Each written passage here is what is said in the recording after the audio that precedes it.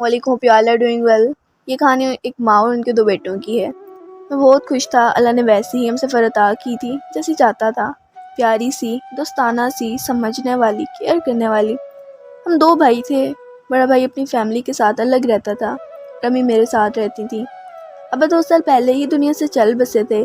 اب میری فیملی میں 3 لوگ تھے، میری بیوی، میں اور امی۔ میں اپنا سارا وقت بیوی کے ساتھ گزارتا تھا۔ آفس جاتا وہاں بھی اپنی بیوی کو کال کرتا، اس کا حال پوچھتا۔ نیا سفر تھا، ہم سفر کے بنا سب اداس لگتا تھا۔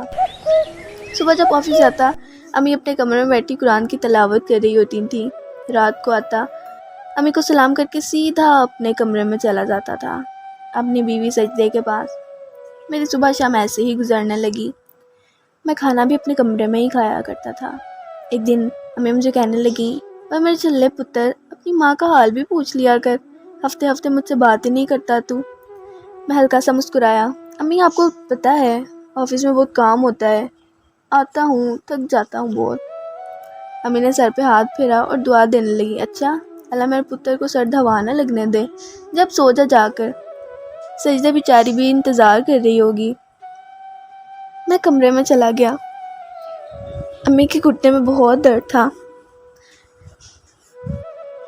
اس دن شاید کہنا چاہتی تھیں کہ مجھے ڈاکٹر کے پاس لے جاؤ، لیکن جب میں نے کہا کہ میں تھک گیا ہوں تو امی نے مجھے آرام کرنے کا کہا۔ سجدہ مجھے کہنے لگی، یار دل کر رہا ہے برگر کھانے کو، جاؤ نہ لا دو۔ میں نے گھڑی کی طرف دیکھا، یار ٹائم دیکھو 10 بج رہے ہیں۔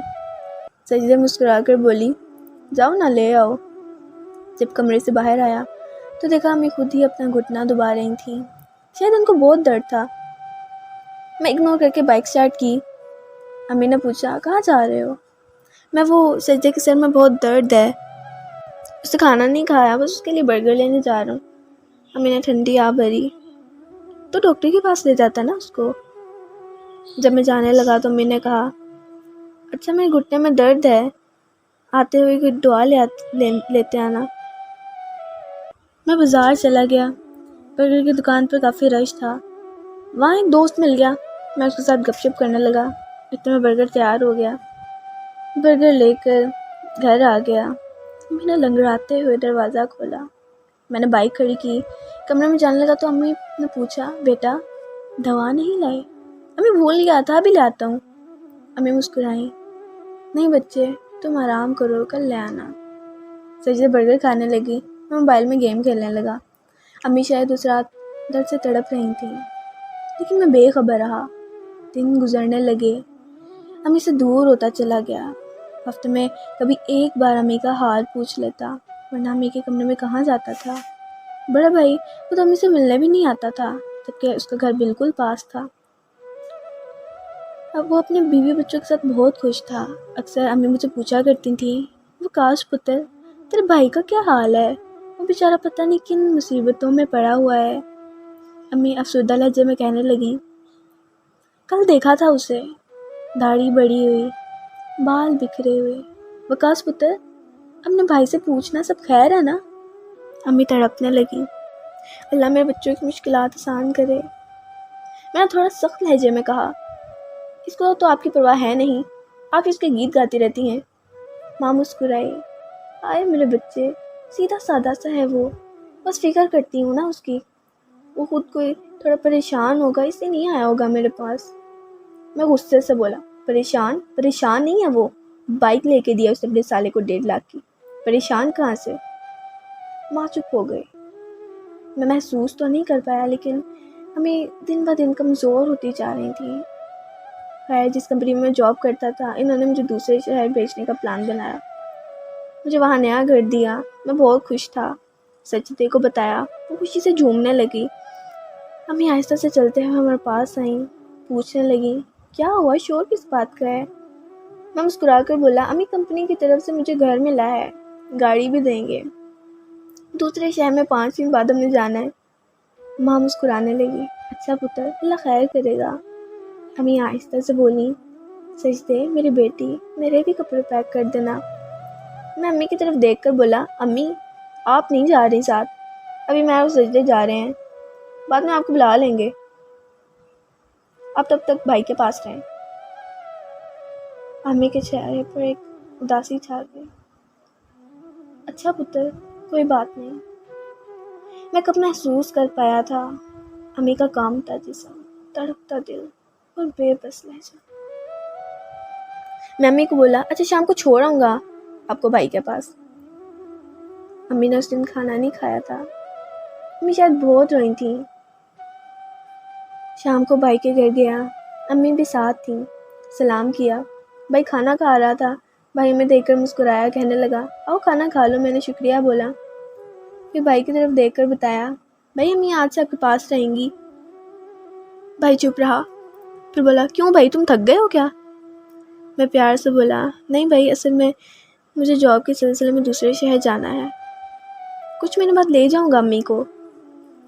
بھائی امی کی طرف دیکھ کر طنز کرنے لگا، ہاں ہاں مجھ پہ بوجھ ڈال جا تو، میں تو خود ہی بہت تنگ ہوں، تو لے جانا ساتھ ہی۔ بھابھی بھی غصے سے بولی، کیوں تیری بیوی تھک گئی ہے، نہیں سنبھال سکتی؟ ہم تو خود 2 وقت کی روٹی سے تنگ ہیں۔ میں بھائی کی طرف دیکھ کر بولا، امی کے لیے خرچہ بھیج دیا کروں گا۔ بھائی غصے سے بولا، ہاں مجھے تو نکال دیا تھا، گھر اپنے نام کروا لیا، اب بھاگ رہا ہے؟ امی کرسی پر بیٹھ گئی، مسکرانے لگی، میرے بچوں کیوں جھگڑ رہے ہو میری وجہ سے؟ ایسا کرو مجھے اولڈ ہوم سینٹر چھوڑ آؤ، میری باقی رہ ہی کتنی عمر گئی ہے، تھوڑا سا سفر رہ گیا ہے۔ امی اٹھ کر جانے لگی، اچانک امی زمین پر گر گئی، بے ہوش ہو گئے۔ ہم جلدی سے امی کو ہسپتال لے گئے۔ ڈاکٹر نے معائنہ کیا، ان کو دوسرا ہارٹ اٹیک آیا ہے، کیا کوئی پریشانی ہے گھر میں؟ یہ کوئی ٹینشن لیا ہے انہوں نے؟ میں نظر چرا کر بولا، ڈاکٹر صاحب ایسے ہی گھر میں بس چھوٹی موٹی باتیں ہوتی رہتی ہیں۔ امی بے ہوش پڑی تھیں، میں بھی پاس کھڑا تھا۔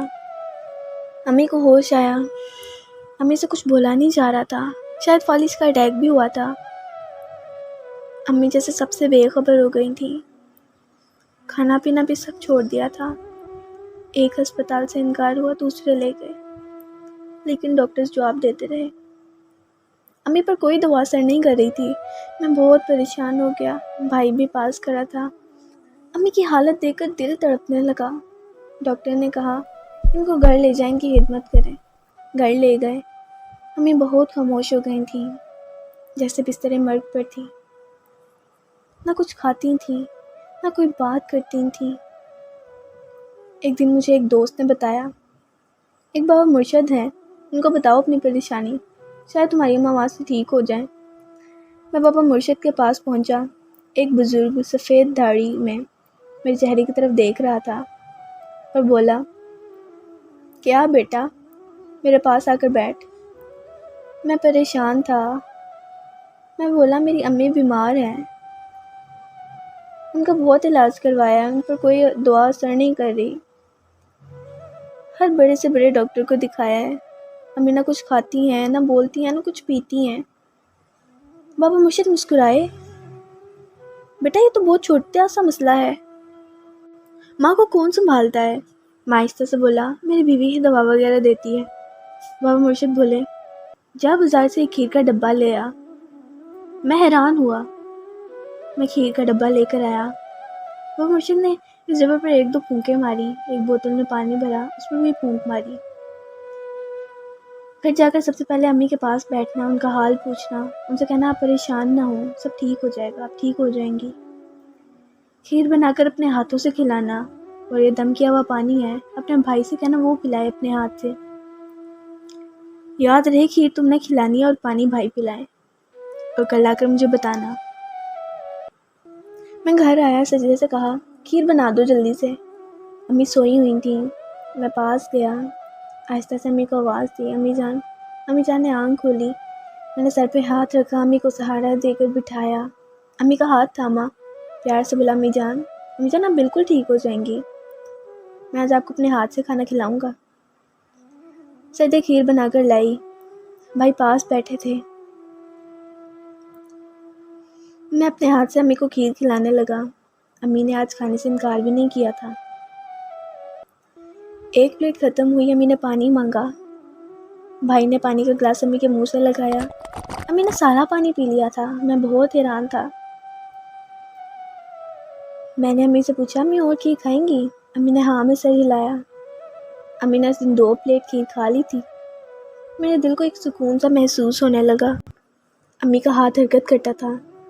امی نے وہ ہاتھ میرے سر پر رکھا۔ میں بہت رویا۔ بابا مرشد بہت پہنچے ہوئے تھے۔ جب ڈاکٹرز نے لا علاج بتا دیا تھا، بابا مرشد کے ایک دم سے امی کھانے پینے لگ گئی۔ دوسرے دن مٹھائی کا ڈبہ لے کر بابا جی کے پاس پہنچا۔ بابا جی میرا چہرہ دیکھ کر پہلے ہی سمجھ گئے تھے۔ میں نے بڑے ادب سے ان کو سلام کیا، بولا آج یہ اور کھیر لے کر آئی ہوں، اس پر بھی دم کر دیں۔ امی نے پہلے والی ساری کھیر کھا لی تھی۔ بابا جی بولے تم نے اپنے ہاتھوں سے کھیر کھلائی تھی نا؟ میں نے ہاں میں سر ہلایا۔ بابا جی نے میرے کندھے پر ہاتھ رکھا، ایک لمبی سانس لی، بولے پتر سچ بتاؤں تو نہ پانی پر میں نے کچھ بھر کر پھونکا تھا اور نہ ہی کھیر پر۔ جب تم نے بتایا کہ امی اتنی بیمار ہے اور دعا تمہاری بیوی دیتی ہے تو میں سمجھ گیا تھا۔ ماں کو اپنے بیٹوں کی محبت چاہیے تھی۔ ماں کا پورا سنسار مانگتی ہے۔ جب اس کا بیٹا مسکرا کر پوچھتا ہے نا کہ امی کیسی ہیں، خدا کی قسم ماں جتنی بھی بیمار ہو ٹھیک ہو جاتی ہے۔ بیٹا ماں کو دعا کی نہیں تمہاری ضرورت تھی۔ بیٹا کاش تم پہلے ہی ایک بار اپنی ماں کو اپنے ہاتھ سے دعا دیتے یا کھانا کھلاتے تو تمہاری ماں بیمار ہوتی ہی نہ۔ بیٹا ایک بات پوچھوں، کیا تم 2 بھائیوں پر ایک ماں بوجھ بن گئی تھی جس کے آنچل تلے تم پروان چڑھے؟ میری آنکھوں سے آنسو بہنے لگے۔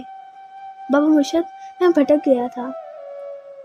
میں امی کا درد محسوس ہی نہیں کر پایا۔ بابا مرشد مسکرائے، بیٹا مائیں اولاد سے ناراض نہیں ہوا کرتی، بس جینا چھوڑ دیتی ہیں۔ جا اپنی ماں کو جا کر سینے سے لگا لے۔ ان سے پوچھ ماں کا مقام جن کی مائیں قبروں میں سوئی ہوئی ہیں۔ ماں کے بنا دنیا ایک قبرستان ہے۔ بیٹا ماں کو دعا کی نہیں تمہاری ضرورت ہے۔ میں تڑپ اٹھا۔ مجھے آفس سے کال آئی، اب کب جا رہے ہیں دوسرے شہر؟ میں نے انکار کر دیا، مجھے ماں کے ساتھ رہنا تھا۔ میں اور امی اور بھائی اب ہم ساتھ رہتے تھے۔ 2 سال گزر گئے تھے۔ امی اب بالکل ٹھیک ہو گئی تھیں۔ ہم بہت خوش ہو گئے تھے۔ ہم نے نیا گھر بھی لے لیا۔ ہو سکتا ہے کہ میری اسٹوری سے کسی کی اصلاح ہو جائے، اور اگر آپ کو پسند آئی ہو تو لائک کریں، شیئر کریں اور سبسکرائب کرنا نہ بھولیں۔ Thanks for watching. اپنا خیال رکھیے گا۔ اللہ حافظ۔